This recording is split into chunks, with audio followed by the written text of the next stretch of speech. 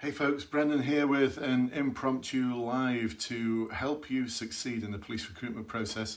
It's just going out to those of you who are in the Bluelight Facebook group. Actually, I might copy this and put it out to the rest of the world, because I think the question that has been asked earlier on is a really good one.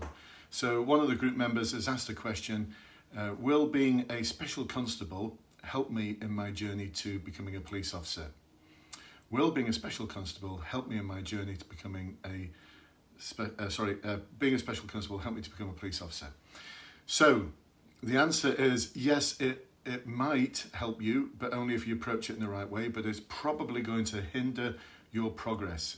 That's right, it's going to hinder your progress. Joining the special constabulary, becoming a PCSO, or being in the military could actually be a massive hindrance to joining the police. And I know you sat there, all of you sat there thinking, what? How can that be the case? Just wait a second, sound me out here. Listen to what I've got to say, and hopefully it'll make sense. I'm not saying it's going to definitely harm your police recruitment journey, but it could do, seriously could do. So this is why.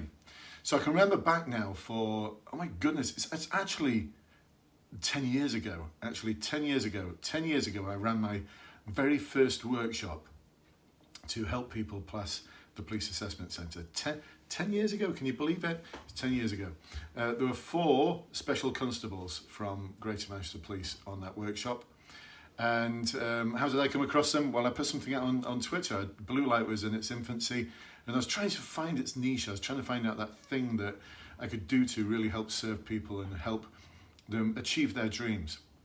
So I just put something out there on Twitter and said, hey, listen, I'm here to help.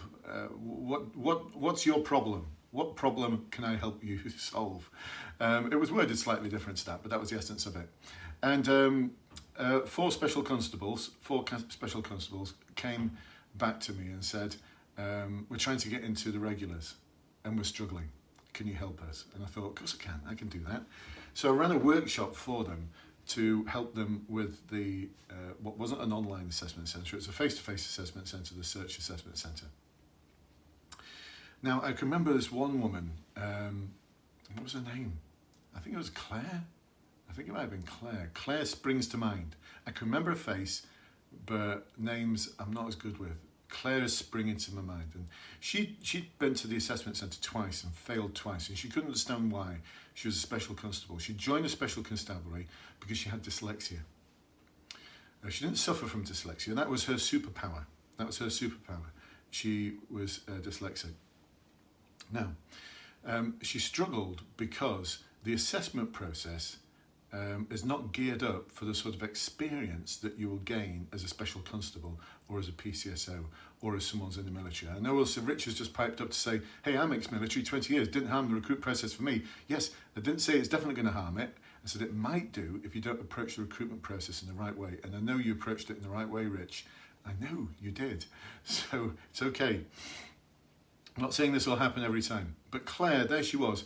She was really depressed because she couldn't get through the assessment process. She'd tried twice. She'd been in the special constables. She desperately wanted to be a regular. She thought it was because she was dyslexic.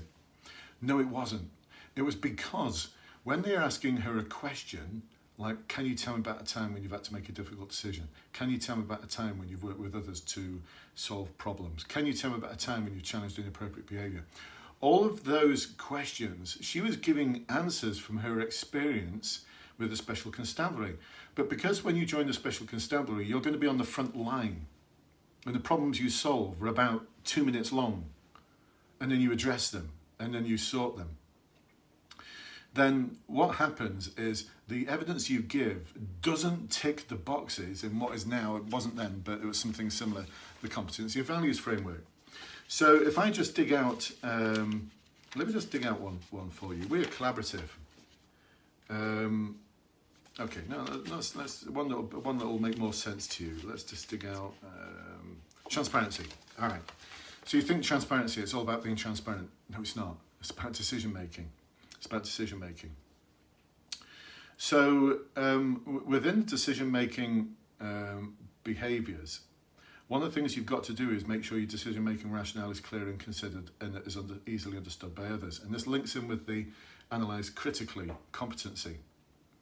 And this is what a lot of people don't understand. They give an example of decision-making where I had one special, it wasn't Claire, it wasn't one special, desperately trying to persuade me that when he used his powers, Section 17 powers to enter premises to arrest someone who was there, but his girlfriend was saying wasn't there, and he used force to enter the premises, that was a difficult decision.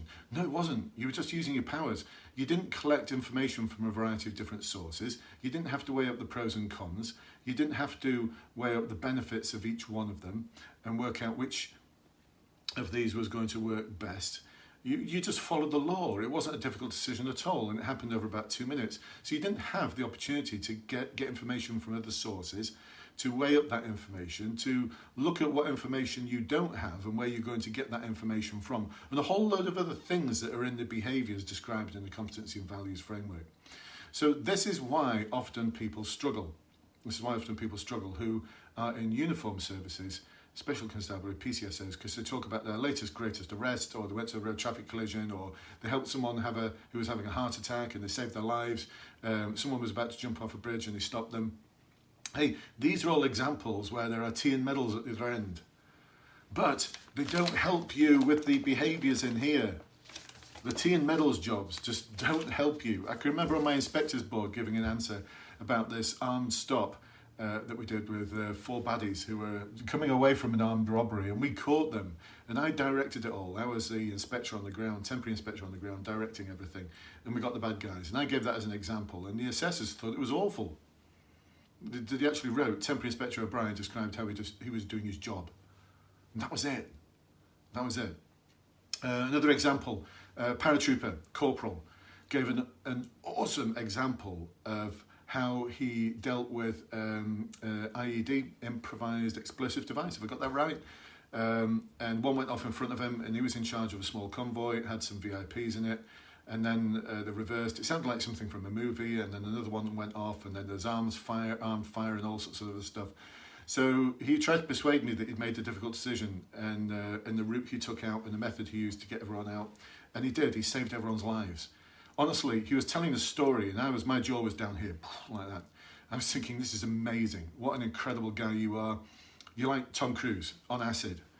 I was just amazed. And he said, well, he got back to base, and he got... it wasn't tea and medals, but he got some citation for it, and thanks from the VIPs, and it's just an awesome, awesome story. But it didn't demonstrate any of the behaviours that they're looking for in respect of decision making, because he just followed procedure. He didn't have to make a difficult decision at all. He just did what he needed to do. He kept a calm and steady head, and oh my goodness, I would recruit him tomorrow, but he wouldn't have scored well against the competency and values framework. So this, folks, is why being a special may not help you. What may help you more is joining a homeless charity and supporting people on Friday and Saturday nights. By the way, every person who I've coached and supported who has joined a homeless charity has passed. First time, every time. And if I take you back to this workshop with the 4 individuals, the 4 specials, we worked through their examples, and there were light bulbs going off all over the place on that evening, because they all suddenly understood that they were approaching the exercises with their special constabulary head on. They were giving examples of their latest, greatest arrest, their latest, greatest save someone jumping off a bridge, their latest, greatest RTC. They were just doing their jobs. They weren't demonstrating the behaviours that are required, because all the incidents took about 2 minutes long. 5 minutes long for the longest ones. What they're looking for is your relationships with other people. All of these behaviours are about relationships with other people, solving problems, how you get other people to help you solve a problem, how you delegate to people, how you persuade people, how you deal with people who aren't complying with your advice and guidance. It's not the challenging inappropriate behaviour isn't challenging someone gobbing off outside a pub. It's challenging a workmate who's said something or done something inappropriate or has not followed policy. This is how we pass, folks. This is how we pass. So you might be able, you can get through as someone who's ex-military or who's PCSO or special, but only if you use the right evidence. So evidence that demonstrates the behaviours as opposed to your latest, greatest tea and medals incident. I call them tea and medals because, you know, you get back to the station, it's tea and medals. When I got back to the station after those 4 bad guys were arrested for committing an armed robbery, oh my goodness, I felt so good. I can still remember that moment when I phoned the chief superintendent to tell him. He was off duty. He was just amazed. He was just like, whoa, brilliant job. It was proper tea and medals. Inspector O'Brien gave an example of him doing his job. That was it. It was the worst scoring answer on my inspector's board. So folks, there you go. That's my advice to you. It's based on coaching over 10,000 people into the police. It's worked for so many of them. They do value your experience as a special, as a PCSO or in the military. Honestly, they do. But the interviewers can't mark you if you don't give them the evidence they're looking for. You've got to give them the evidence they're looking for. Does that make sense, folks? Zach is saying the comment that serving in the military and that it's all part of the process is not right. I don't get that. Things are not that fluid at all. You have to add your initiative and it's not that straightforward. So using those two. Sorry, I don't understand you, Zach, and I'm not quite sure. No disrespect to you, I don't understand your comment. I know things aren't fluid. I know, look, honestly, I love the military. I've loved working with every person who's ex-military, who's been on one of my teams. They're amazing people. I served for 4 years in the reserves for the Navy before I joined the police and after I joined the police. And if I wasn't a police officer, I would have been Royal Navy. So I do love the military, but it's not my fault. I don't direct the process, Zach. I don't direct the process. I'm about to run, actually I've got to go now because I'm about to run in 5 minutes time. For those of you, by the way, who are joining my final interview webinar in 5 minutes time, thinking, Brendan's forgotten. No, I haven't. I've got it all fired up. The Zoom button, go live, is about to get fired up. So I shall be with you in 5 minutes. Don't you worry, be with you in 5 minutes. If there is anyone, there will be someone in the group who's military, ex-military, PCSO, special, and we will look, we do it in every one of the webinars, we look at this. We'll look at their examples, and I know it hurts a little bit because it's the example that they're proudest of, but they don't necessarily want to hear about the examples that you're proudest of. They want to hear about the examples that hit the behaviours. Play the game. What happened to those 4 officers, by the way, those 4 specials they all got in? Claire scored one of the highest marks I've ever seen at the Search Assessment Centre. It's something like 86%. She's now a firearms officer. So there. She got in. She walked in. Not because of her dyslexia or not because of that being a hindrance. It was because she didn't understand the system. I do. And that's what I'm good at doing. I will help you understand the system. Anyway, let's do some shouts out. Zach, I'm sorry I don't understand your comment, but I hope what I said in return made sense.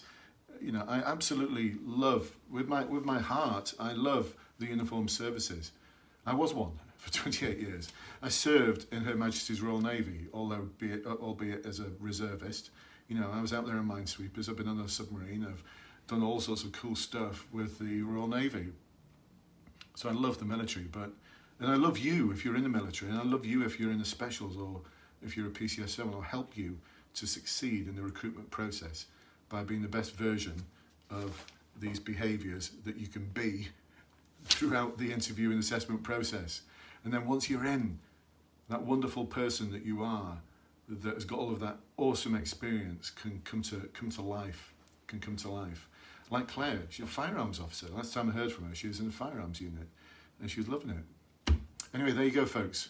There you go. I shall catch up with you all very, very soon. I'll read some of your comments and I'll answer them as well. Listen, don't get me wrong. I'm going to emphasise it again. I love the military. I love the specials. I love the PCSOs. Do an awesome job. And I also love the fact that you're trying to get into the regulars, and I want to help you make sure that you get through first time and that your experience isn't a hindrance. I'm going to end there. So folks, I shall catch up with you soon. Bye-bye for now, and thanks for tuning in. And remember, if you're out there at this moment in time, you do a job that's got a blue light on top of your vehicle, then I love you from my heart. Thank you for what you're doing to keep us all safe. And if you are looking to join the police, doff my cap to you. Kudos to you, because you're awesome as well. Take care of yourselves. Speak to you soon. Bye-bye for now.